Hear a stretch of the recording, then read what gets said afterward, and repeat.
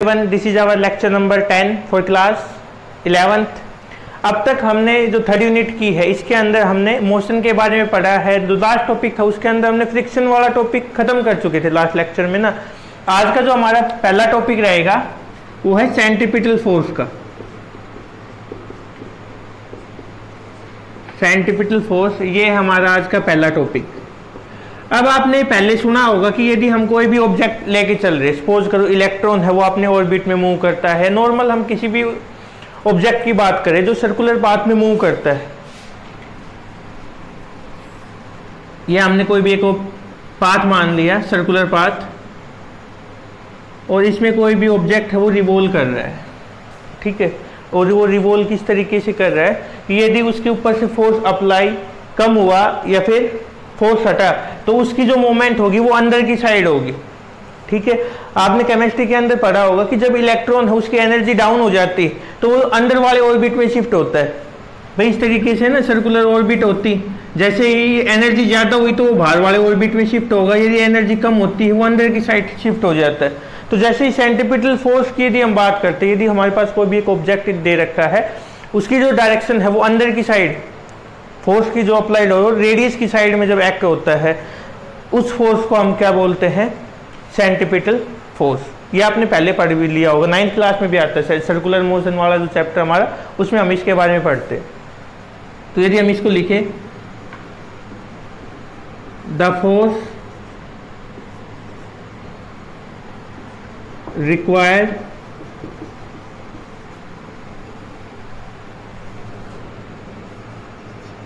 for a body to move in circular path is known as centripetal force।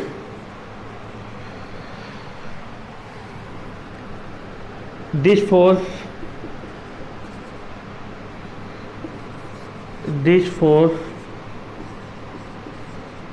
acts along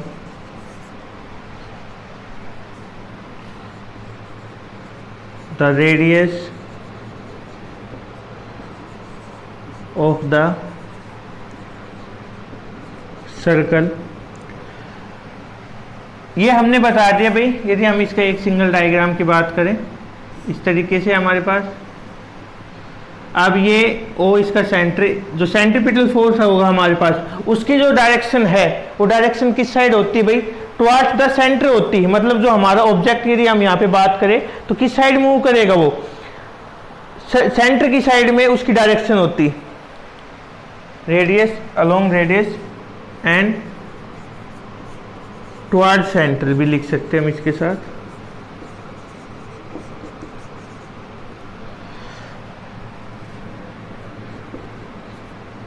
the acceleration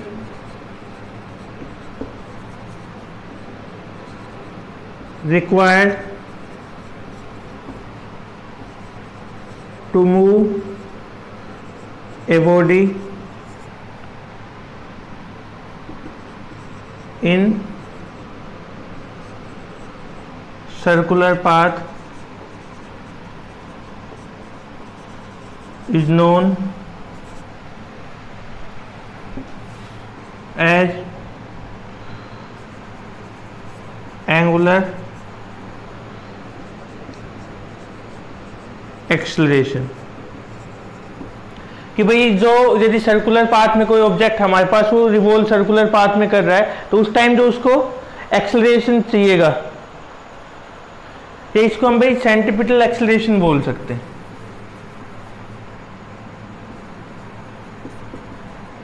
centripetal acceleration हम इसको बोल सकते हैं। और हमें एक वो रिजल्ट पढ़ रखा हमने, क्या इसकी जो वैल्यू होगी वो होगी हमारे पास a = v² r, या v की वैल्यू हम चेंज करें यहाँ से तो v क्या होगा, v = r² ω² होता है हमारे पास भाई रिजल्ट हमने पहले कर चुके, v is equal to R omega, second unit में आता है, तो वो वैल्यू पुट करवा दी हमने। तो एंगुलर एक्सेलरेशन की जो वैल्यू, सेंट्रीपिटल एक्सेलरेशन की वैल्यू क्या होगी, ये दोनों कैंसिल यहाँ से, तो आर ओमेगा स्क्वायर हमारे पास वैल्यू हो जाएगी सेंट्रीपिटल एक्सेलरेशन की, मतलब जिस एक्सेलरेशन के साथ वो हमारा ऑब्जेक्ट है वो इस पाथ में रिवॉल्व करेगा। अब हमें एक रिजल्ट पता है, क्या, फोर्स की बात करें, सेंट्रीपिटल फोर्स की यदि यहाँ से वैल्यू निकाले तो F is equal to M A, और ए की वैल्यू है हमारे पास यहाँ पे कितनी, एम आर ओमेगा स्क्वायर, ये वैल्यू हो जाएगी। इससे पहले हम सेंट्रीपिटल फोर्स पढ़ते थे, उसमें ये वाला फॉर्मूला यूज करते थे भाई, F is equal to M V square by R. ठीक है, यहां से ये एक्सेलरेशन की वैल्यू निकाली हमने भाई, F is equal to M A होता है और F is equal to M V square by R होता है। दोनों को यदि हम कंपेयर करते तो ए की वैल्यू क्या आ गया हमारे पास, वी स्क्वायर बाई आर, वही तो हमने यूज कर रखी है यहाँ पे, वी स्क्वायर बाई आर। ये आप लोगों ने पहले सेंट्रीपिटल फोर्स का फॉर्मूला पढ़ा है, ये फोर्स न्यूटन सेकंड लॉ से हमारे पास आया था। दोनों हमने क्या मान लिए, इक्वल मान लिए, तो F is equal to M A और F is equal to M V square by, दोनों में ये चीजें कॉमन, तो ये कैंसिल होगी, ए बचा हमारे पास, ए की वैल्यू क्या आ गई, वी स्क्वायर बाई आर, वही हमने यहाँ पे यूज कर रखी है। ठीक है, एक तो ये चीज थी। दूसरा, यदि हम इसके अंदर बात करें भाई,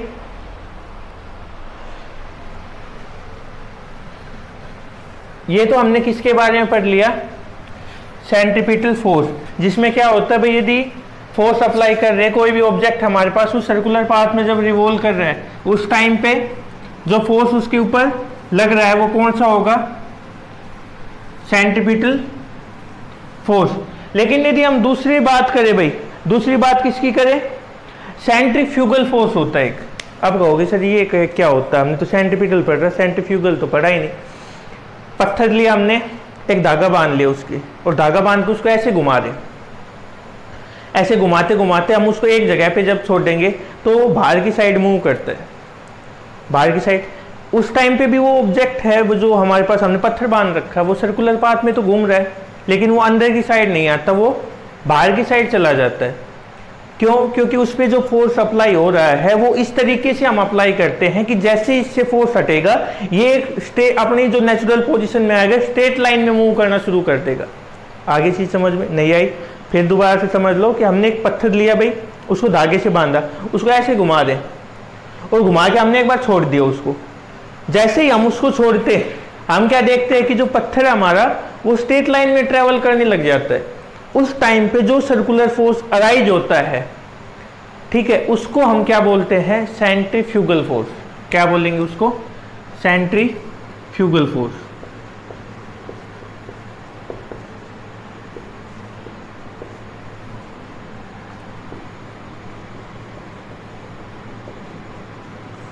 फिर इसके बारे में लिखिए,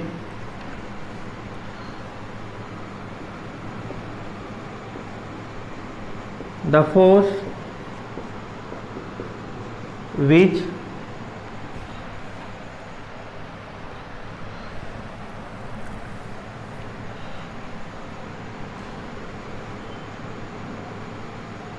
arise when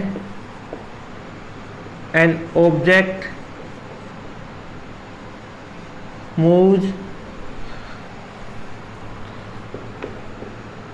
in circular path with a tendency to regain its straight line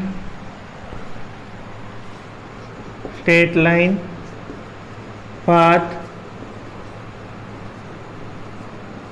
after removing of force, the direction of this force is away from the centre. जो ये फोर्स होता है भाई सेंट्रीफ्यूगल फोर्स, इसकी जो डायरेक्शन होती है वो किस तरीके से होती है, अवे फ्रॉम द सेंटर काम करता है। वो किस तरीके से काम करेगा, अवे फ्रॉम द सेंटर। और दूसरी चीज इसमें क्या है, ये भी सेंटर उसके अलोंग ही, रेडियस के अलोंग एक्ट करता है सेंट्रीपिटल फोर्स की तरह। बट क्या डिफरेंस है, इसके अंदर जो डायरेक्शन होती है वो क्या होती है, हमारे पास बाहर की साइड होती। यदि सेंट्रीपिटल फोर्स एक्शन है तो सेंट्रीफ्यूगल फोर्स उसका रिएक्शन है एक तरीके से। ये भी लिख सकते हैं हम इसके अंदर, this also act along the radius but away from the center। Diagram यदि हम बनाए इसका, F1 F2,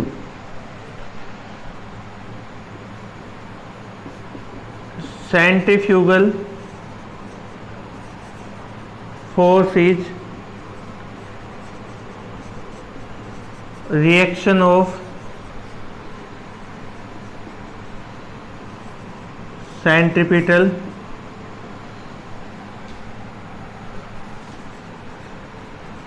force। Here F1 is क्या हमारे पास F1 भाई यहाँ पे सेंट्रीपिटल फोर्स, और F2 क्या है, सेंट्रीफ्यूगल फोर्स। इसमें वही है भाई कि जैसे ये यदि हमने सपोज करो यहाँ पे छोड़ दिया, इसको यहाँ पे फोर्स अप्लाई करके छोड़ दिया, तो ये ऐसे इस तरीके से स्ट्रेट लाइन में मूव करना शुरू कर देगा। उस फोर्स को हम क्या बोलेंगे, सेंट्रीफ्यूगल फोर्स। ठीक है,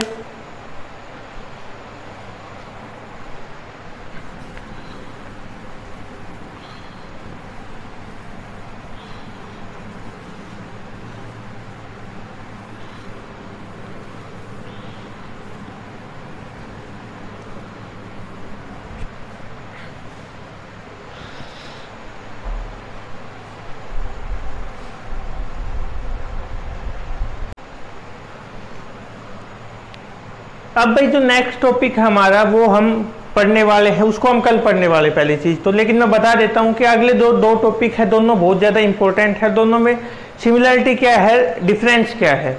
यदि हम बात करें सिमिलरिटी की, सपोज करो हमारे पास एक तो ये वाला रोड, इसमें कौन, आपने देखा होगा कि हम जब मूव करते तो दो तरीके से रोड देखे होंगे आप लोगों ने।